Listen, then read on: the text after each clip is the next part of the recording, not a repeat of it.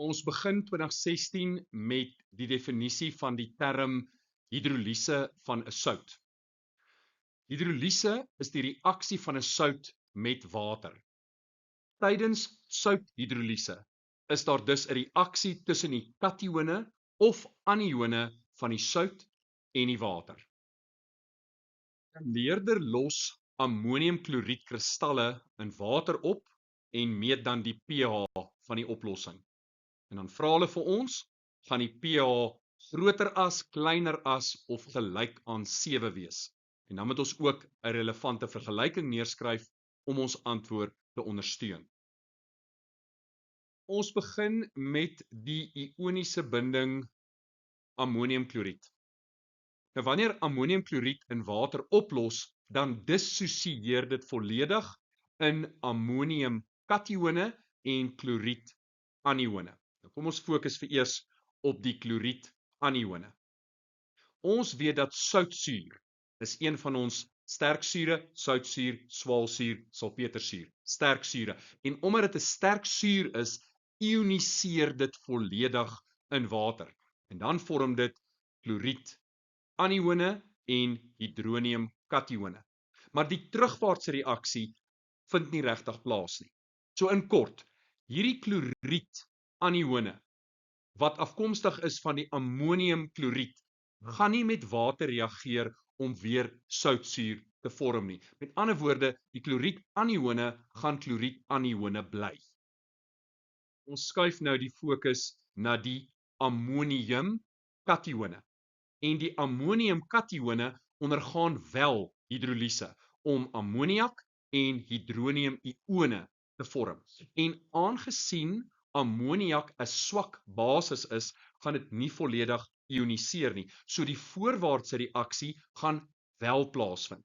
En dit beteken dat die ammonium afkomstig van die ammoniumkloried gaan wel hidroliese ondergaan en ammoniak en hidronium-ione vorm. Aangesien daar 'n toename is in die hidronium-ione, sal die oplossing suur wees. En 'n suuroplossing beteken die pH is kleiner as 7.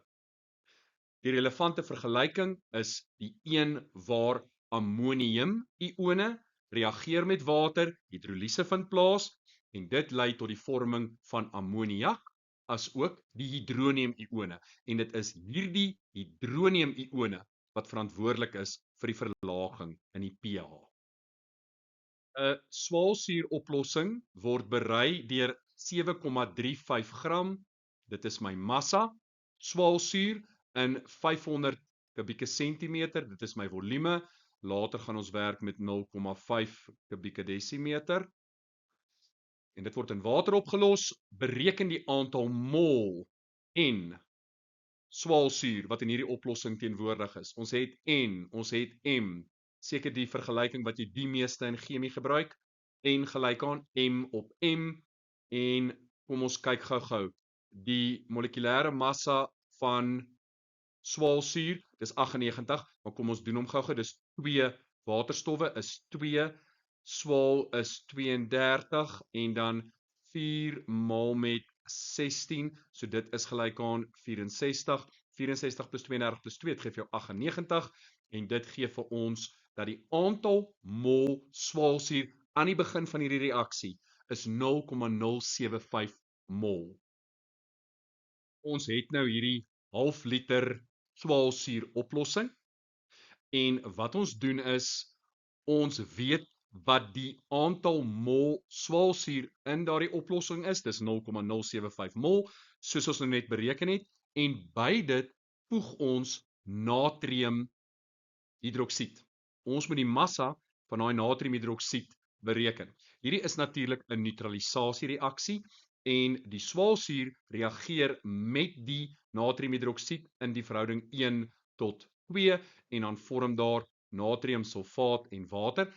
As die molverhouding perfek was, dan sal die gevolglike oplossing neutraal wees, want dit is 'n neutralisasiereaksie, maar soos ons gaan sien, daar is 'n oormaat swaalsuur en gevolglik is die pH onder 7. Na voltooiing van hierdie reaksie word gevind dat die pH van die oplossing 1,3 is. Met ander woorde, neutralisasie het plaasgevind, maar uit die aard van die saak, daar is 'n oormaat swaalsuur in hierdie geval. En ons moet nou die massa natriumhidroksied bereken wat by die swaalsuuroplossing gevoeg is. En ons kan aanvaar dat die volume van die oplossing onveranderd bly en dit is daai 0,5 kubieke desimeter of 500 kubieke sentimeter. Nou, ons het vaste volume van die swaalsuuroplossing. Ons het reeds die aantal mol bereken in daardie oplossing, dis 0,075. Die swaalsuur en die natriumhidroksied reageer om natriumsulfaat en water te vorm as deel van die neutralisasiereaksie. Ons het ons eind pH, wat beteken dat daar nie volledige neutralisasie plaasgevind het nie. 1,3 is onder 7, so ons finale oplossing is steeds 'n suuroplossing. Ons sal dus die swaalsuurkonsentrasie na die byvoeging van die natriumhidroksied kan bereken. En as ons daardie konsentrasie het, dan kan ons bepaal hoeveel mol swaalsuur het oorgebly. En as ons die aantal mol swaalsuur aan die begin en die aantal mol swaalsuur aan die einde met mekaar vergelyk, dan weet ons hoeveel mol swaalsuur het reageer met die natriumhidroksied in die verhouding 1:2. En as ons die aantal mol natriumhidroksied bereken het, dan kan ons die massa natriumhidroksied bereken. Dis baie stappe, maar kom ons vat hulle een vir een. Hulle sê vir ons die pH is 1,3, so kom ons bereken eerstens die konsentrasie hidronium-ione in die oplossing aan die heel einde. Op jou formuleblad kry jy hierdie vergelyking waar jy jou pH kan bereken deur te kyk na die konsentrasie hidronium-ione.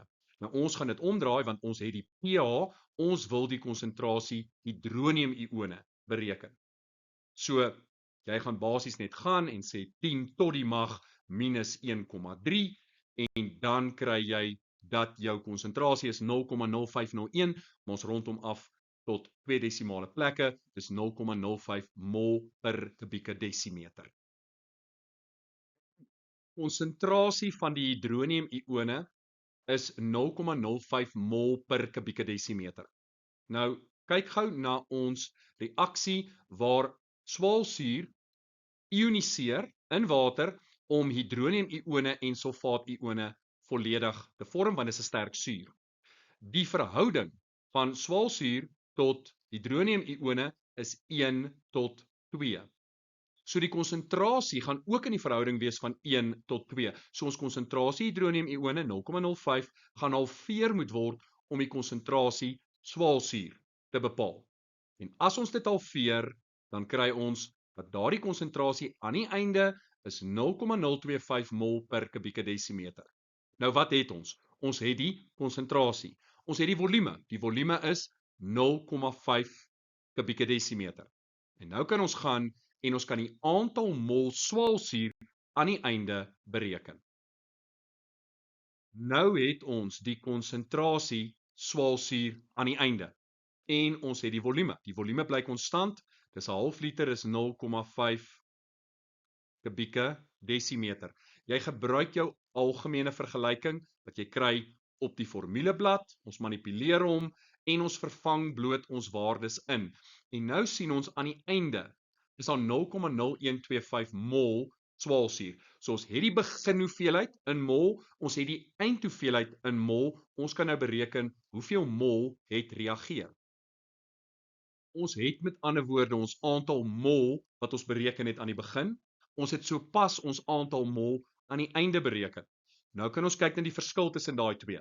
En dit is die hoeveelheid swaalsuur wat reageer het met die natriumhidroksied.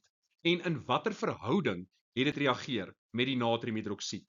1:2. So ons gaan daai aantal mol swaalsuur moet vat en ons gaan dit moet verdubbel om te bepaal hoeveel mol natriumhidroksied het reageer. So ons vermenigvuldig dit met 2 en ons kry, dit is 0,125 mol natriumhidroksied. Laaste vraag, wat is die massa?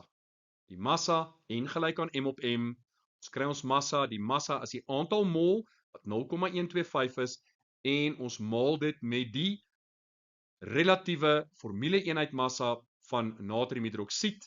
Natrium is 23, suurstof is 16, waterstof is 1, 23 plus 16 plus 1 gee vir ons daai 40, en dit beteken, ons het 5 gram natriumhidroksied korrels aan die begin by hierdie swaalsuuroplossing gevoeg.